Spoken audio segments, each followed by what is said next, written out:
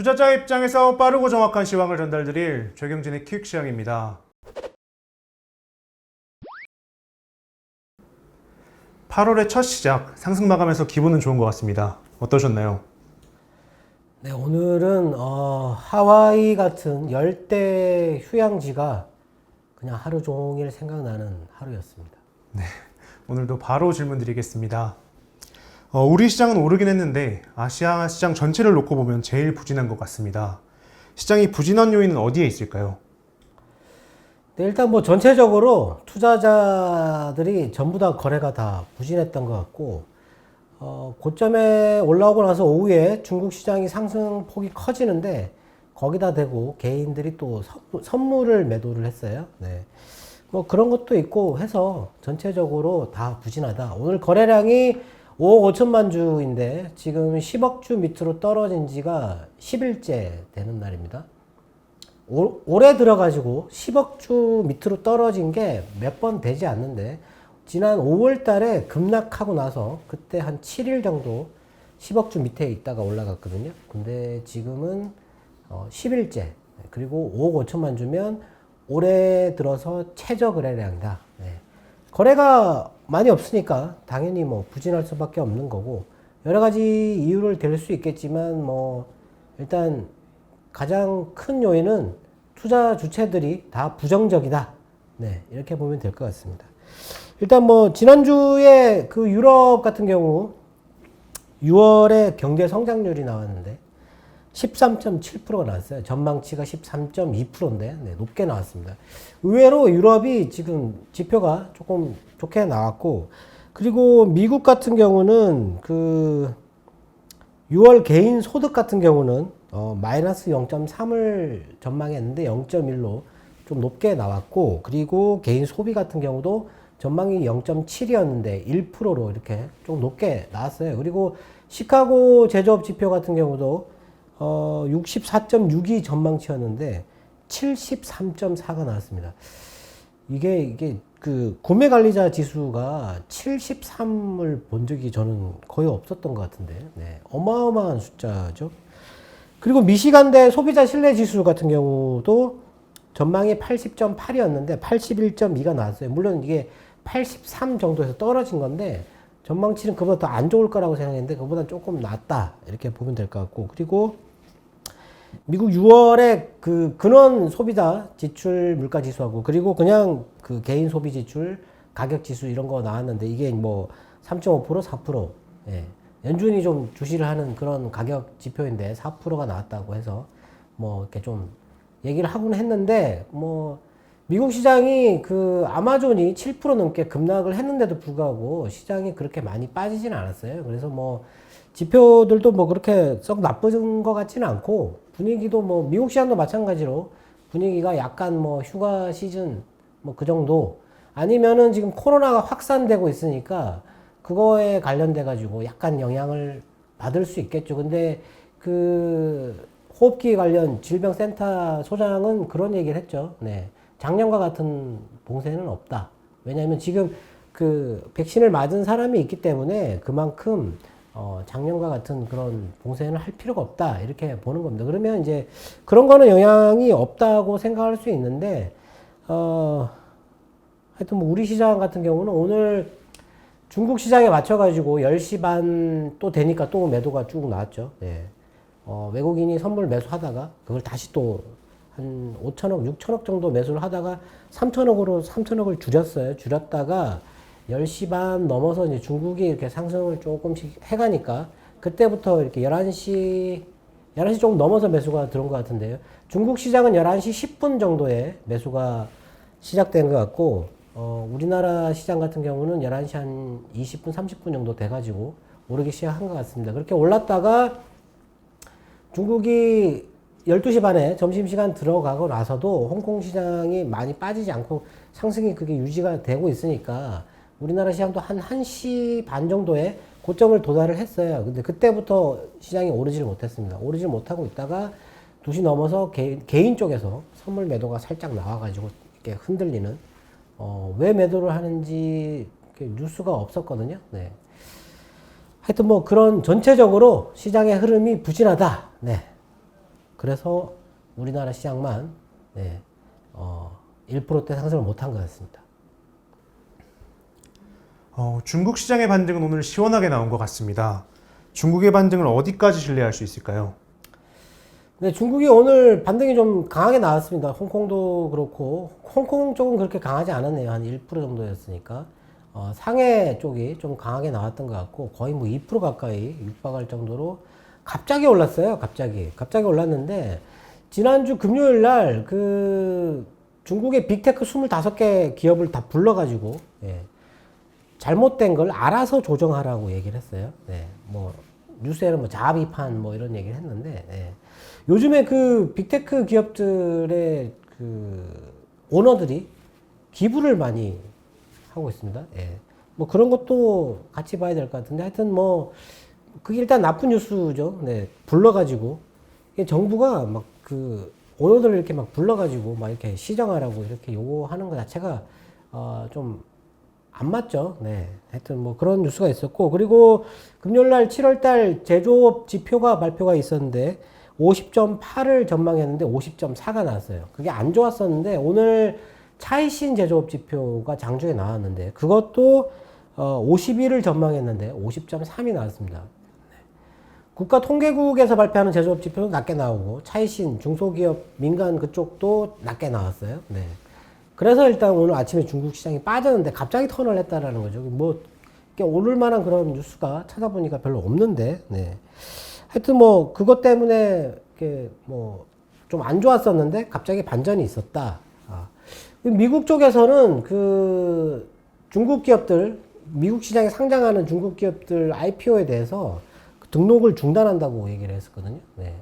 정부에서 개입해가지고 주가가 폭락을 해가지고 투자자들이 손실을 보니까 그런 거에 대해서 뭐 보고서를 내라 그랬잖아요. 네. 어떤 영향을 주는지. 네. 그렇고 나서 IPO 등록하는 것도 중단하겠다.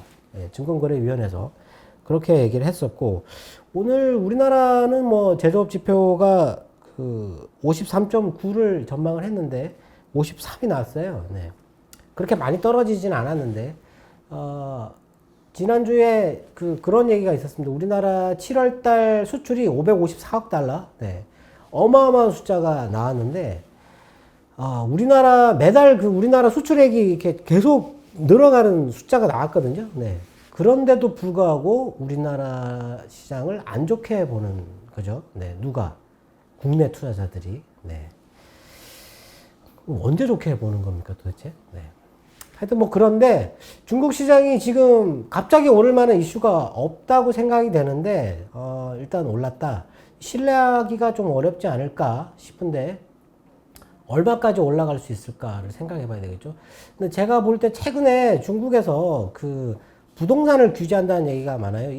중국에서 부동산 강하게 규제를 하면 이거 우리나라한테도 영향을 줄 수 있는데, 우리나라 쪽에 중국인들이 최근에 땅하고 이런 걸 많이 샀어요. 그렇기 때문에 그쪽에서 만일에 뭔가 좀 안 좋은 신호가 나오면 이쪽에서 자금을 회수해 갈 수 있거든요.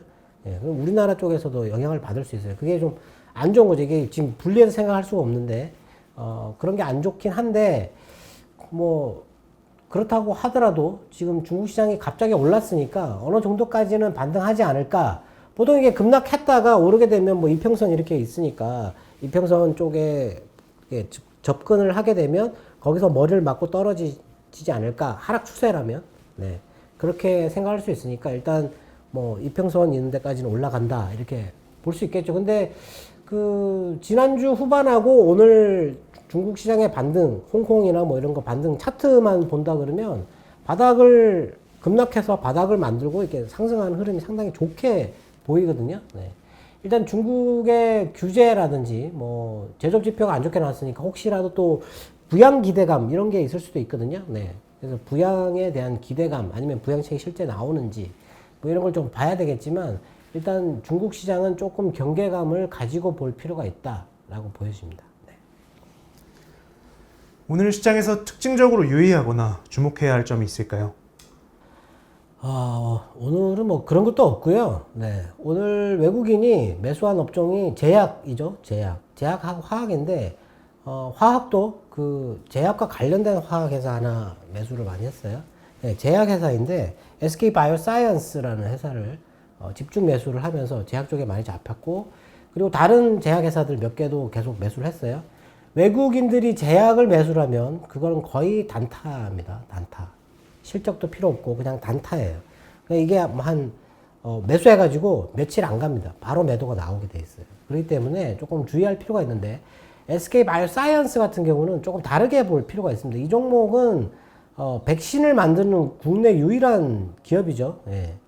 물론 다른 회사들도 백신을 이렇게 CMO를 한다고 하는 회사가 있긴 한데, 국내 자체 백신도 지금 현재 임상 3상에 들어가 있고, 네.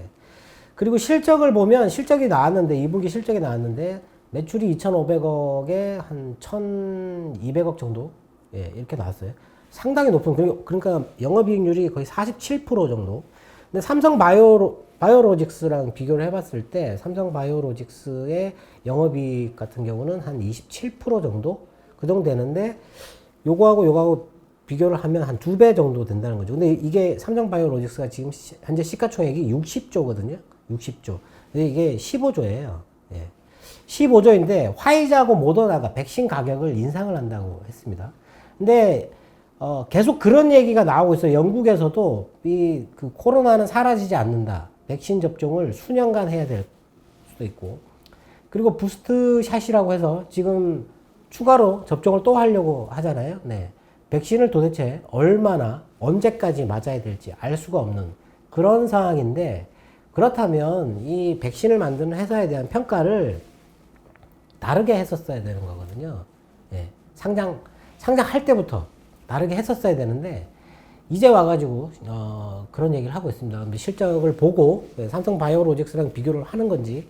근데 그때 상장할 때는 삼성 바이오로직스가 이렇게 주문을 받아서 이렇게 약을 제조해 주는 거잖아요. 그거보다 이 백신이 마진이 낮다. 그래서 이거는 높게 평가해 줄 수 없다. 이런 얘기를 했어요, 증권사들이. 예. 근데 지금 영업이익률을 보면 47%, 여기 27%거든요. 예. 물론 여기 싼 백신 하나 만들잖아요. 아스트라제네카라고 하는. 그게 워낙 백신 가격이 낮기 때문에 많이 안 남을 거다. 이렇게 생각했을 수도 있는데, 만일에 이제 자체 백신이 이제 지금 2개를 개발하고 있는데, 그 중에 하나가 먼저 나온다 그러면, 판도가 바뀌는 거라고 볼 수도 있는데, 일단 백신 같은 경우는, 만드는 회사가 많이 없기 때문에 좀 주의 깊게 봤었어야 되는 주식이거든요. 근데 오늘 같은 경우도 보면 실적이 좋은 회사들은 빠지고, 네. 적자인 회사는 바닥이다 그래가지고 올라가고, 이런 움직임이 있어요. 최근에 보면 실적 발표를 하는데 천천히 올라갔다가 이게 이제 실적이 좋을 거다. 탐방을 미리 갔겠죠. 이 증권사에서 탐방을 가가지고 보니까 실적이 좋을 것 같다. 그래서 이렇게 천천히 올라가다가 실적이 나오고 나서 이렇게 빠지는, 뉴스에서 판단하는 거죠. 네. 그게 정상적인 흐름인데, 지금은 실적이 좋은데도 불구하고 이렇게 빠집니다. 계속. 왜? 피크아웃이라고. 네. 계속 빠집니다. 근데 실적이 좋게 나와요? 그럼 더 빠져요. 네. 피크아웃이다. 근데 적자예요. 적자인데 이게 횡보를 해요. 계속 횡보를 하다가 적자가 나오니까 바닥이다 이래가지고 올라갑니다. 정상적인 흐름이 아니에요, 이런 거는. 네. 그러니까 실적이 탐방을 가서 보고 실적이 좋다 그러면 이렇게 올랐어야 되고, 뉴스가 나오면 빠지는 게 보통은 그렇게 되는 거고, 실적이 나왔는데 전망이 더 좋다. 3분기, 4분기가 더 좋다. 그러면 이제 그때 더 올라가는 거잖아요. 그게 정상적인데, 우리나라 시장은 현재 지금 그런 흐름이 아니에요, 지금. 종목들이, 움직임들이. 그리고 1,000억에서 2,000억 사이, 한 800억 정도에서 한 1,500억 사이, 그렇게 작은 종목만 계속 누군가가 집중해서 건드리는 그런 모양이 나오는데, 별로 좋은 게 아닙니다. 근데 살 게 없으니까 그런 걸 이렇게 건드리는 그런 흐름이다라고 보여지는데, 증권사에서 애널리스트들이나 아니면 정권 분석가들이 이게 어떤 평가를 하잖아요. 예, 그렇게 했는데 그게 현재 상황이랑 너무 동떨어진다, 안 맞다, 이렇게 나오는 그런 얘기들은 그 사람들 얘기를 이렇게 좀 이제 멀리 해야 되는데, 시장에 영향을 받는다는 얘기죠. 예. 왜냐면 투자 심리가 지금 너무 안 좋거든요. 그러니까 안 좋은 얘기 툭 던지면 바로바로 반응이 나온다라는. 뭐 그런 시장이다. 이런 때는 그냥 휴가 가는 게 좋습니다. 네. 네. 한 일주일 있다 오는 게 제일 좋습니다. 네. 그리고 오늘 특징적인 거는 하이닉스가 조금 이렇게 반등이 나왔었는데 삼성전자가 1월 달에 고점을 찍고 지금 6개월째 빠지고 있어요. 계속 빠지고 있는데 7개월째인가요? 네. 삼성전자의 움직임이 약간의 어떤 변화가 보인다. 근데 많은 분들이 개인들이 삼성전자를 많이 사니까 뭐 개인들이 그걸 다 떠안아가지고 뭐 주가가 폭락해가지고 이제 뭐 개인들이 손해 볼 일만 남았다 이렇게 말씀을 많이 하시는데 올해 수익률 탑은 개인이 아닌가 싶습니다. 제가 보기에는 네.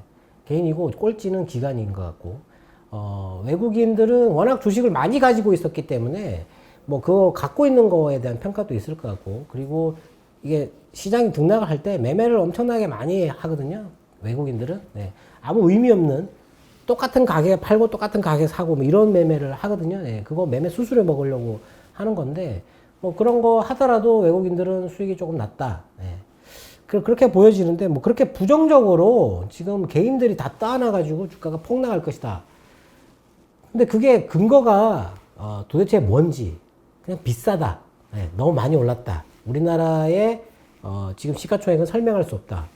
다른 나라의 시가총액은 설명할 수 있습니까, 지금? 그건 좀 말이 안 된다고 보여지는데, 유독 우리나라만 그런 얘기들이 많다라고 보여지고, 그리고, 얼마 전에 어느 그 언론사에서 시가총액 증가를 비교한 게 있었어요. 2017년도 대비해가지고, 작년 연말 기준으로 해가지고, 미국이 52%였는데 그게 59%까지 올랐어요. 엄청나게 많이 올랐어요. 60%나 됐다는 얘기죠. 우리나라는 1.8이었는데 1.6이에요.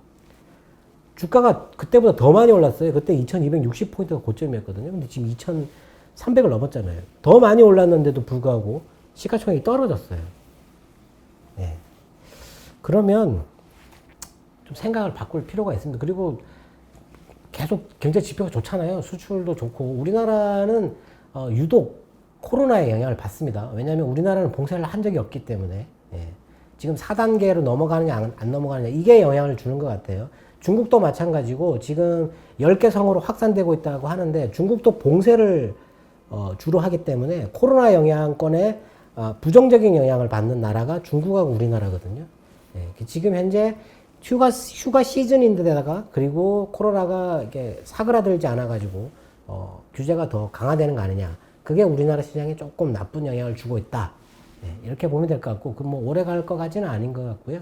코로나에 대한 평가는 아마 제가 볼 때는 좀 바뀔 가능성이 있으니까 너무 부정적으로 보고 시장을 대응하지 말았으면 좋겠습니다.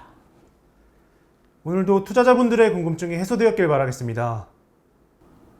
휴가 갔다고 생각하시죠? 네, 저희는 내일 다시 인사드리겠습니다. 지금까지 최경진의 퀵시황이었습니다. 감사합니다.